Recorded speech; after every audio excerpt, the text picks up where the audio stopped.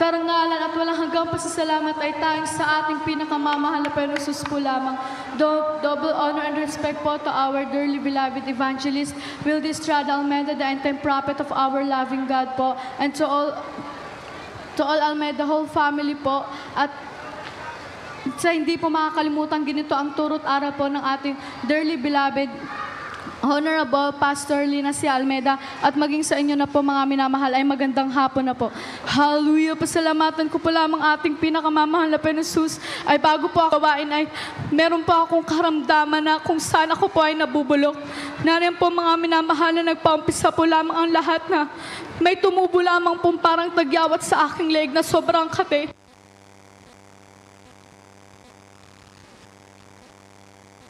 At sa sobrang kati po nito ay talagang kinakamot ko po siya hanggang sa kumalat po siya sa aking buong katawan na nagsanhi po ng aking pagkabulok.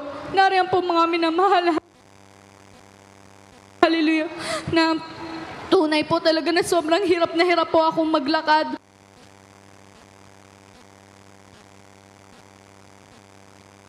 Sobrang hirap na hirap po akong kumilos dahil sa nabubulok ko pong katawan. Kahit po sa aking pagligo, kapag tuwing tinatanggal ko po ang aking damit, ramdam na ramdam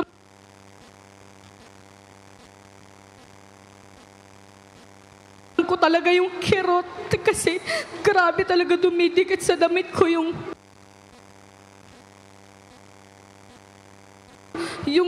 mga sugat ko, at tuwing madaling araw talaga mga minamahal, nariyan po na nararamdaman ko talaga na nagigising ako sa madaling araw kasi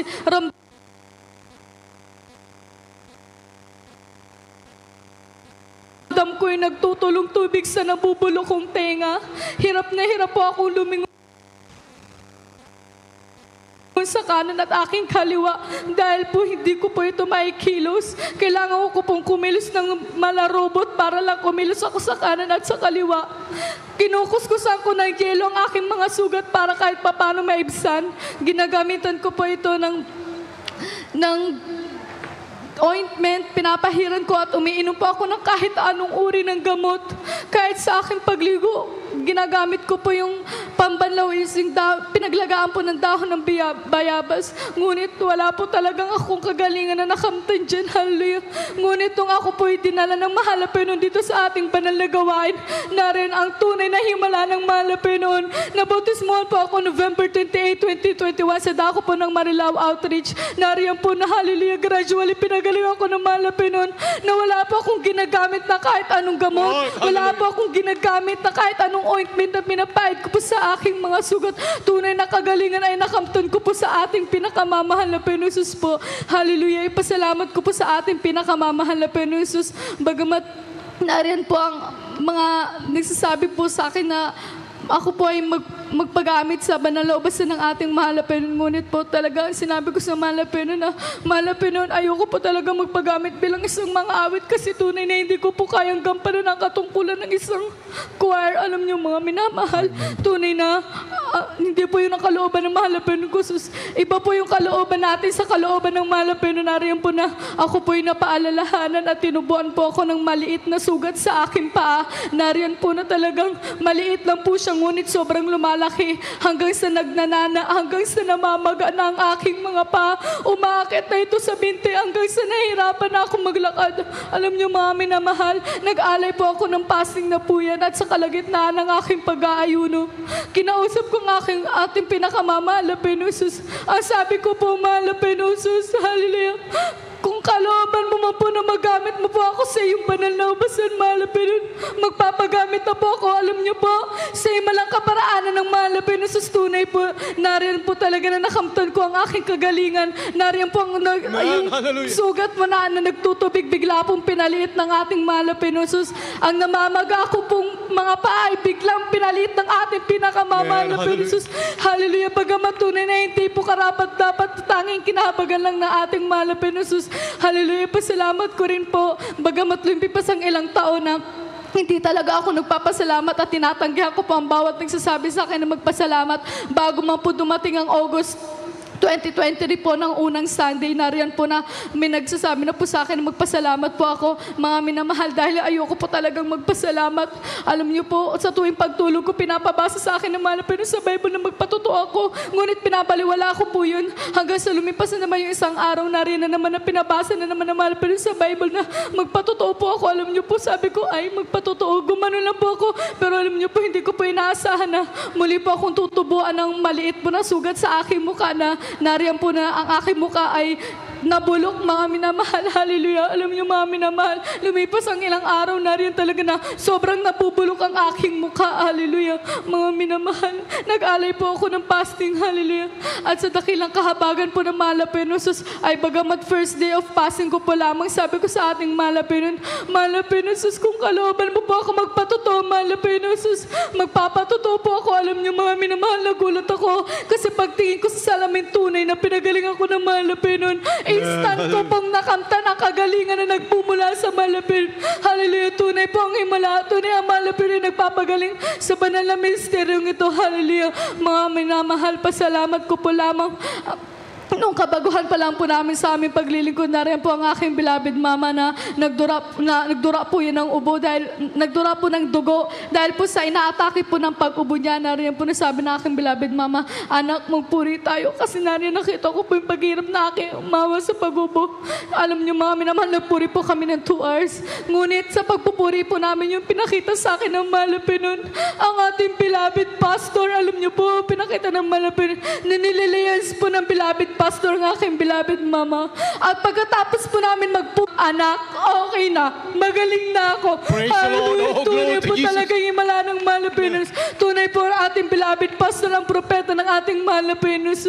Hallelujah. Ipasalamat ko po lamang April 18, 2022, nung mahulog po sa puno ng mangga ang aking bunsong kapatid na nahulog po yan sa bubong at bumagsak pa po yan sa lupa. Dahil ako pang una nakikita sa aking bunsong kapatid na po yan, nakita ko po siyang nangingisay, nanginginig, nalabas na po ang dila niya. Mga minamahal, akala ko po talaga yung mamamatay ng aking bunsong kapatid.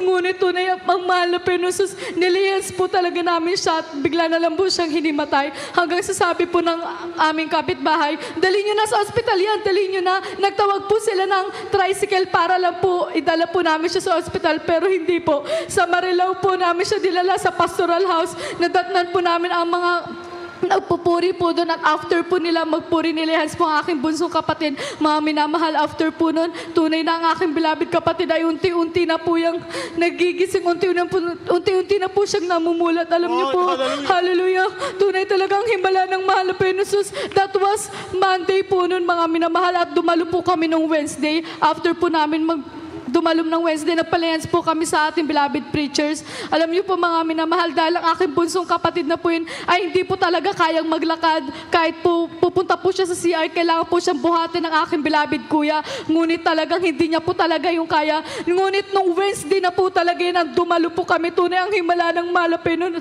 Dahil nandun po kami sa balcony, nagkukwentuhan po kami ng aking mga beloved parents ko po, nariyan na tinawag ng aking bunsong kapatid ng aking beloved mama. Tapos hindi po namin siya napansin. Tapos pagtingin po namin sa bintana, nasilip po namin ang aming beloved bunso. Alam niyo, mami naman, naglalakad na po. Hallelujah. Tunay ang himala ng Malapinos. Ngunit mga minamahal, nariyan po na, pina-check up po namin ang aming beloved bunsong kapatid na po yun sa hospital. Nariyan po na meron po fracture ang kanyang paa at ang kanyang kamay. May namupong dugo sa kanyang ulo. Hallelujah. At sabi ng doktor, dalhin nyo na sa ospital yan. Kailangan nyo nang paoperahan yan. Alam nyo, mga minamahal, hindi kami nakinig sa sinabi ng doktor. Tunay, mga minamahal, na nag-alay po ng fasting aking beloved papa. Nanampalataya kami ng 100% gaya ng sinabi ng beloved pastor. Kung paano tayo tinuruan manampalataya ng ating beloved pastor, nariyan po, nag-release kami ng 100% faith para sa ating dakilang Diyos. Alam nyo, mga minamahal, ang aking bunsong kapatid po, no operation po yan, no medication. Ngunit tunay, mga minamahal, hindi pa umabot ng buwan, pinagaling na ang aking bunsong kapatid. Praise the Lord. Hallelujah. Oh, glory to Tunay ang Jesus. himala ng ating mahal na Pilipinas sa banal na gawain. Hallelujah. Alam niyo mga minamahal, sa himalang kaparaanan ng mahal na Panginoon, ayun po ay naging dahilan mga minamahal na isa na rin po siya sa ginagamit ngayon bilang isang youth choir po sa Jesus Miracle Crusade. Bagamat tunay na hindi po karapat-dapat at kinahabagan lamang po ng ating mahal na Panginoon. Hallelujah. Pasalamat ko rin po mga minamahal. Tunay po nung ako po'y under observation pa lamang po ng choir, ang sabi ko sa ating pinakamamahal na Panginoon, sinubukan ko po siya. Ang sabi ko, mahal na Panginoon, kung kalooban mo po talaga ako maging isang mga awit, mahal na Panginoon, wala po talaga akong pang financial para sa aking uniform. Ngunit tunay ang mahal na Panginoon, alam niyo mga minamahal, provided po ng mahal na Panginoon ang aking uniform. Lahat ng ginagamit ko sa aking choir, mga minamahal, provided po yan ng ating mahal na Panginoon. Hallelujah. Tunay po talaga na ang pagbibigay po ay susi ng ang pagbibigay po ay tunay po yun susi ng pagpapala. Hallelujah. Tunay po na mapaghimala ang ating mahal na Panginoon. Pagamat napakarami pang pagpapala ang aking nakamtan, ngunit hanggang dito na lang po ang lahat na kapurihan. Pasasalamat ay tanging sa ating pinakamamahal na Panginoon po lamang. Amen. Hallelujah. Praise the Lord.